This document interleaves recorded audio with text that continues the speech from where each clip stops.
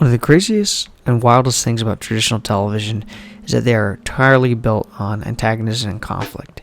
It's crazy to look back at the early days of reality television, a genre that dictates our media diet today. We had seasons of Survivor separated by groups and race. We had relentless family drama, John and Kate plus 8. We even had shows where people died during production.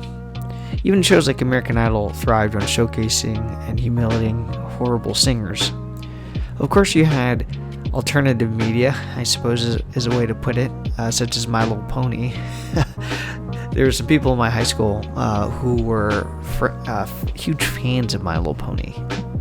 Not all of them were bronies, because they couldn't be, because they weren't bros, but it was very fascinating to see how people love to make comments on that friendship is magic.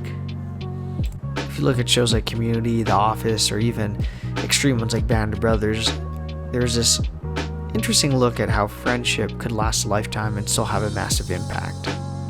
These stories showcase that community is something that is vital, and that we could have friends that last a lifetime, even if you look at early sitcoms. What we discovered is that there is a loneliness epidemic, and that's the reason why I think shows like Dropout,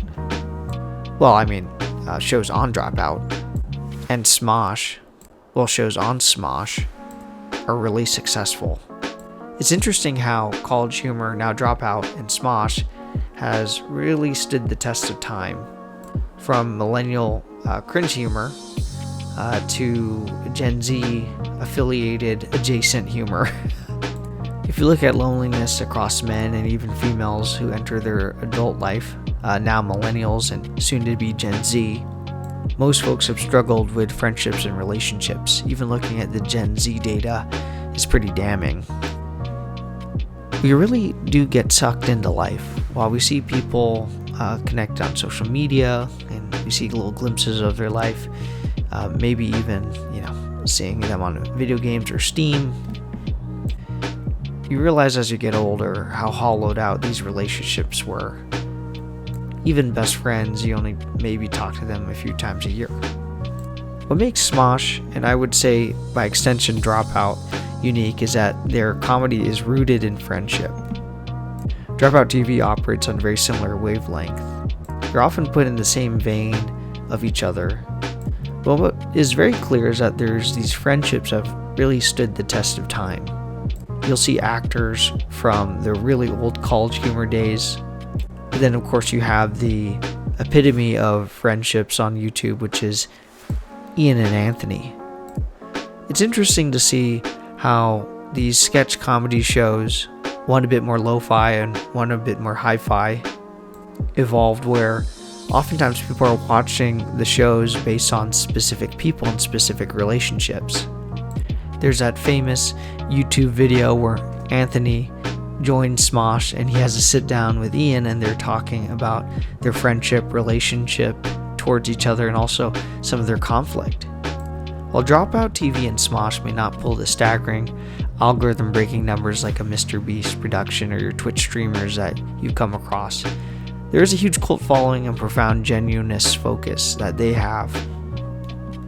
What makes Dropout and Smosh something a little different is that they kind of let you in on the joke rather than making someone else a joke, where it feels like you're a part of something, laughing with someone.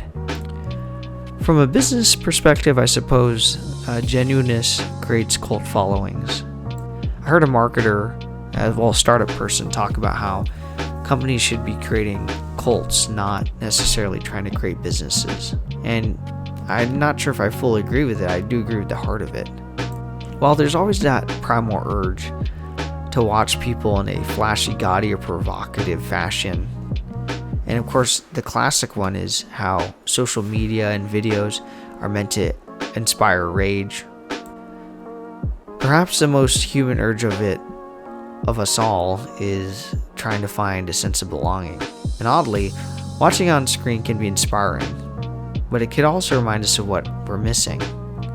While Dropout and Smosh are two different productions and two different styles, at the core of it there's a heart of comedy, of people, and of humanity. I can't help but think there's folks who watch Smosh and Dropout And there's that parasocial connection that you often see with even these Twitch streamers by extension. But if we take a step back, the idea of just hanging out with people and being friends and having that human connection is something that I think is quite intoxicating. It reminds us of what we might have lost, and maybe we could get back.